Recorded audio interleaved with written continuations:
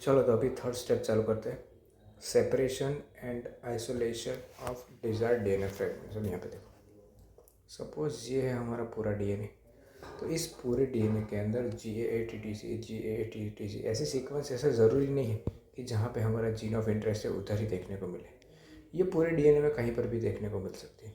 तो जो हमारा डीएनए है वो उसके बहुत सारे फ्रेगमेंट्स अपने को मिलेंगे, ठीक है। बहुत सारे फ्रेगमेंट्स मिलेंगे तो क्या होगा, हमें उसमें से हमारा जो काम का फ्रेगमेंट है उसको हमें सेपरेट करना है। तो इस सेपरेशन के लिए हम जिस टेक्निक का इस्तेमाल करते हैं उस टेक्निक को हम बोलते हैं जेल इलेक्ट्रोफोरेसिस। तो जेल इलेक्ट्रोफोरेसिस में देखो, पहले तो जेल है, तो ये जेल कहाँ से आई? तो ये जो जेल है वो आई है सीवीड में से, अगारोस जेल, ठीक है। नेचुरल पॉलीमर है, हाइड्रोपोलिसैकेराइड। अगारोस जेल क्या प्रोवाइड करती है? तो अगारोस जेल के अंदर छोटे छोटे से पोर्स होते हैं और उन पोर्स के थ्रू जो हमारा डीएनए है, डीएनए का फ्रेगमेंट है, वो ट्रैवल करता है। तो इस इफ़ेक्ट को हम बोलते हैं सीविंग इफ़ेक्ट। छन्नी आते ना, आप इमेजिन कर सकते हो स्पॉन्ज को भी, जैसे स्पॉन्ज के अंदर छोटे छोटे छोटे छेद होते हैं और उसके अंदर से डीएनए ट्रैवल कर रहा है, बस उसी टाइप का ये कुछ सिस्टम है, ठीक है। तो अगर उस जेल के अंदर हम इस्तेमाल करते हैं हमारे डीएनए को आइसोलेट करने के लिए, ठीक है। अभी डीएनए जो है वो किस तरह से मूव करेगा, तो जितना भी स्मॉल फ्रैगमेंट होगा, सपोज ये हमारा पूरा सपोज हमारा ये डीएनए, ठीक है। तो जितना स्मॉलर फ्रैगमेंट होगा उतना दूर तक जाएगा और जितना बड़ा फ्रैगमेंट होगा उतना दूर तक नहीं जाएगा। तो हमारा जो डीएनए है ना वो है हाइड्रोफिलिक, नेगेटिवली चार्ज मॉलिक्यूल।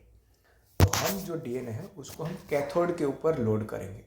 तो हम कहाँ लोड करते हैं, तो वो आप कैसे याद करोगे? क्योंकि भाई जैसे ऐसी मान्यता है, सच नहीं है लेकिन याद करने के लिए, कि जब बिल्ली रास्ता काटते हैं तो क्या बोलते हैं कि ये अपशुकुर है ना। तो कैथोड यानी कि नेगेटिव, ठीक है। तो कैथोड की साइड हम डीएनए को लोड करेंगे। तो डीएनए जो है वो कहाँ जाएगा? वो ऑब्वियस ही बात है, एनोड की तरफ जाएगा, है ना। तो कौन दूर तक जाएगा? जो छोटा टुकड़ा होगा वो दूर तक जाएगा, जो बड़ा टुकड़ा होगा वो पास में मिलेगा। तो किसके पास में मिलेगा? जो बड़ा टुकड़ा होगा वो कैथोड के पास मिलेगा, जो छोटा टुकड़ा होगा वो एनोड के पास मिलेगा। उल्टा क्वेश्चन पूछ सकता है कि छोटा जो टुकड़ा है वो किससे दूर मिलेगा? तो वो कैथोड से दूर मिलेगा, और बड़ा टुकड़ा है वो किससे दूर मिलेगा? तो वो आपको एनोड से दूर मिलेगा, ठीक है। इसके अलावा जो हमारा सर्कुलर डीएनए है उसकी मूवमेंट थोड़ी कम होती है और जो लीनियर डीएनए है उसकी थोड़ी ज़्यादा होती है। स्मॉलर फ्रैगमेंट दूर तक जाएगा, लार्जर फ्रैगमेंट दूर तक नहीं जाएगा। सेपरेट करने के लिए हम क्या करेंगे? हम इसके ऊपर हम देखो नेकेड आई से नहीं देख सकते, तो हम एक डाई डालेंगे जिसको हम बोलते हैं ETBR, इथीडियम ब्रोमाइड। और तब भी हमें नहीं दिखा, उसके बाद हमें डालनी पड़ेगी यूवी लाइट। जब हम यूवी लाइट डालेंगे तो हमें ब्राइट ऑरेंज रंग के बैंड्स मिलेंगे, तो ये ज़रूरी है। उसके बाद हम हमारा जो काम का टुकड़ा है उसको हम निकाल देंगे। तो इस निकालने की प्रोसेस को हम बोलते हैं इल्यूजन, ठीक है। अब यहाँ पे देखो, यहाँ पे कुछ वेल्स दी है, फर्स्ट है, सेकंड है, थर्ड है, फोर्थ है। फर्स्ट में क्या लिख के दिया देखो, a typical agarose gel electrophoresis showing migration of undigested and digested set. Undigested set का मतलब क्या है कि यहाँ पे हमारे सैंपल लोड किए होंगे। सैंपल हमें पता तो होना चाहिए कि भाई हमारा जो टुकड़ा है वो कहाँ पे आके मिलेगा। तो सपोज हमारा टुकड़ा बोले कि इतनी साइज़ वाला है, तो इस लेन में हमें जो मिलेगा वो हमारा टुकड़ा होगा, तो उसको निकाल देंगे। इस निकालने के प्रोसेस को हम इल्यूशन बोलेंगे, ठीक है। तो पहले में अनडाइजेस्टेड होता है, दूसरे में डाइजेस्टेड सेट होता है। डाइजेस्टेड सेट मतलब जिसको हमने ट्रीट किया है आरी की मदद से वो। अब इंपॉर्टेंट क्वेश्चन यहाँ पे देखो, सपोज मेरे पास ये 10 KB का टुकड़ा है, मैंने बीच में से कट किया, 5-5 KB के 2 टुकड़े मिले, तो मेरे को कितने बैंड्स दिखेंगे? अगर ऐसा क्वेश्चन आता है कि बैंड्स कितने दिखेंगे, तो बैंड्स मेरे को एक ही दिखेगा। क्यों? क्योंकि दोनों की साइज़ कैसी? सेम। तो दोनों कितने दूर जाएंगे? सेम डिस्टेंस पे ही ट्रैवल करेंगे, ठीक है।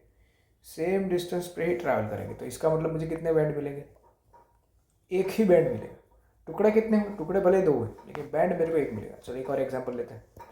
सपोज 10 KB का है, दोनों एंड से 2-2 KB दूर से मैंने कट किया, तो ये होगा 2 KB का, इधर से ये होगा 2 KB का, तो ये कितने KB का होगा? 6 KB का। तो अब मेरे को जो कितने बैंड्स मिलेंगे? अब मेरे को सिर्फ 2 बैंड्स मिलेंगे, क्योंकि 2 KB 2 KB, तो ये तो सेम ही हो गई साइज। और 6 KB का तो एक ये बैंड मिलेगा और एक ये बैंड मिलेगा, ठीक है। टुकड़े 3 हुए, बैंड्स मेरे को मिले 2, ठीक है। तो इस तरह से साइज से भी आपको क्वेश्चन आ सकते हैं। तो और ये मैंने बोल दिया इल्यूशन कि इसको निकालने की प्रोसेस को हम बोलते हैं इल्यूशन। ठीक है, तो ये हो गया हमारा थर्ड स्टेप।